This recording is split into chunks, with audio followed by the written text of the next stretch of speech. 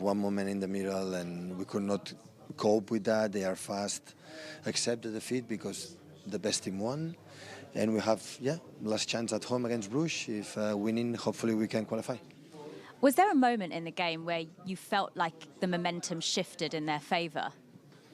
No, the game never was like we wanted, but I give so credit to PSG. PSG is a fantastic, extraordinary team, and that's why you have to understand it. So, but it's 0-2, we could manage and score the first goal right after 5 minutes. So we can stay and we can keep the ball and keep it a little bit. We can be better, but we could not do it. Is there a particular reason you think that you haven't been able to kill games off when you've been ahead recently? Because to play, you have to play. We could not. So to defend the result, you had to take the ball, and we didn't have it. And they have it more. They attack better, and that's why it's more difficult. All or nothing, as you say, for this game against Bruges now. Would it be unthinkable for City to go out of the competition at this stage? Could happen. If we don't win, we don't deserve it. So the game was a difficult task because Sporting Lisbon in a certain moment when it happened, PSG staff to Juventus staff, all the games away that we have always is difficult, but this is a reality. We didn't do enough points and we had to accept it, and the last game against Bruges will dictate what we have to do. Thanks, Pep. You're very welcome. Yes, another final coming up against Bruges next week. Pep Guardiola saying that PSG was simply better tonight. Would it be embarrassing if they went out before the knockouts? 100%. I think Manchester City, with all the success they've had in recent years, have put them into a position where people expect them to get minimum into the knockout stages. So I think they would take it as an embarrassment. I'm 100% sure. Because they see themselves as a team that should get into the latter stages, and they've demanded that of their team for the last few years. But yeah, I mean, the manager looks deflated there, and rightly so, because any time you go 2 goals up, no matter what competition you're in, you expect to see that out. And I think today highlighted again, you don't want to harp on too much about it, that the inability to play Rodri in this team when you need to control moments in games, important moments, and have that type of authority in a game. They're missing that massively in this City team. And led to them conceding 13 in their last 4 Champions League games. Is it as simple as saying they're missing Rodri? How much more to it is there? There's definitely more to it, but he's a massive factor in that equation. The fact that he can dictate the tempo, dictate where the attacks or the opposition go. He knows what a game needs at every given moment, doesn't he, Julian? That's the thing. He understands. Game management is so important and so underestimated in any factor, especially when you're winning. Like Pep said, they want the ball. That's how they control the game. They control it with the ball. Most teams are able to control it out of possession and slow teams down and sit in a low block. Man City don't do that. They dominate possession. And how many times have we recognised, especially Rodri, pick up the ball in the opposition final third and sustain the attack, sustain possession? So they do miss that. But that isn't the only reason that they're giving away 2-goal leads, 3-goal leads, whatever it may be, and just the confidence is a massive factor as well. Their hopes of staying in the Champions League for the knockout stages. City 1 point out of those knockout places. They just, though, need a win against Bruges on match day 8, Rio. But the way their season's going, can we be certain that's going to happen even against a Bruges side you'd expect them to be on paper? Yeah, well, they've been unbeaten in a few games, and we're looking at them and saying, you know what, they look like they've had a good rebuild, and the confidence is rebuilding again, but we all know in football that it can quickly come down and crumble quickly in one performance, in 190 minutes. And today, there's a lot of things that went wrong for City today. And the confidence has been built over the last couple of weeks. I think is going to take a bit of a dent. And this PSG team, I think the energy they showed, the youthfulness with their team, and the ability to come and revive himself after going 2-0 down, I think that will be a worrying thing for Pep and his team to have experienced tonight. There was lots of great performances on that PSG side tonight, Jolien. How would you sum up their whole night, especially in the second half? Exciting. Again, they were unfortunate not to go in a goal ahead in the first half, but the second half performance to show the character, the mentality, and Ali and Fletch touched on it throughout the night. It's a different look, it's a different feel. They're working together, they're understanding.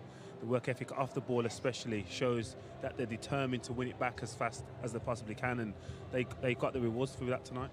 Well, we had 4 goals in 10 minutes at the start of that second half. The first one from Jack Grealish. At this point, we're thinking, what a sub, Rio. It was his first touch, and he put City in front. Yeah, and it was against play, because I thought that PSG were a better team in the first half and created more chances. But it's a wonderful finish in here. But the first 3 goals that came about from players driving with the ball and running and being brave on the ball, and then creating an opening. And then we talked about the press and being pressed 1v1 across the pitch. I think situations like that have to arise where there's a bit of individual brilliance that unlocks it. And it's a wonderful finish from Jack.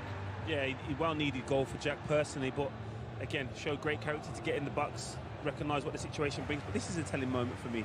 Someone that loves to play football, and to not have scored for such a long time and then not to smile when he scored is a telling factor for me. Yeah, he didn't score for them in 2024, 2 goals in 2025, and then his second touch was to set up Haaland to make it 2.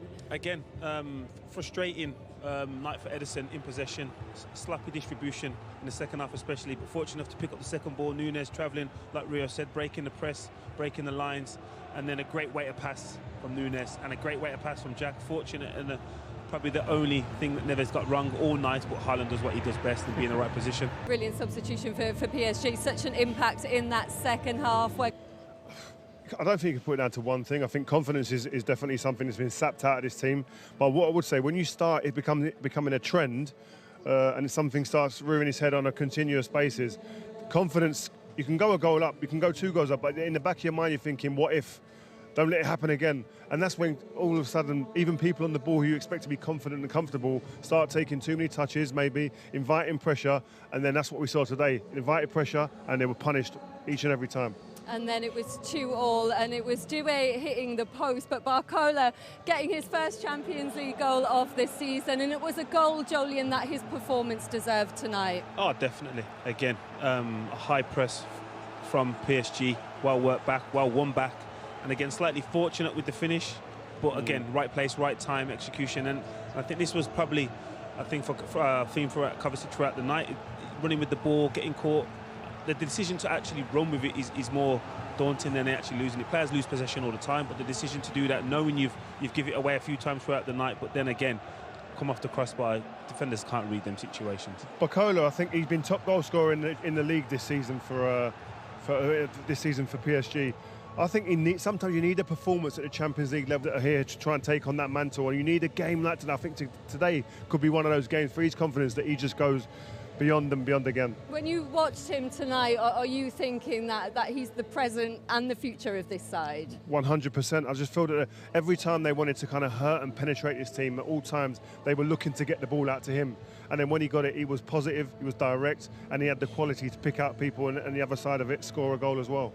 And then it was João Neves who put PSG in front, but he'd had a really good night altogether, Jolien, had a brilliant opportunity from a header in that first half as well. Yeah, again, showed great character. The fact that he missed the first one, stuck around the back, they must have isolated. This is by design.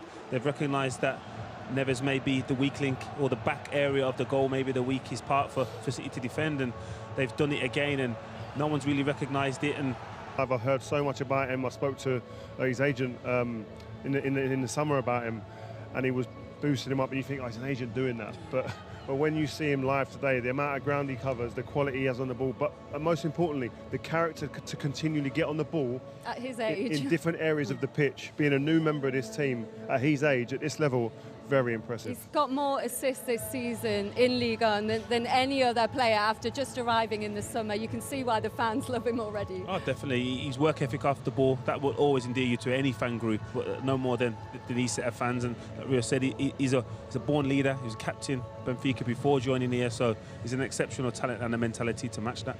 And then Gonzalo Ramos put the icing on the cake at the end, 4-2. We were standing watching over in the corner there. There was a long VAR check for this one, Rio, but given in the end as it came off Guardiola.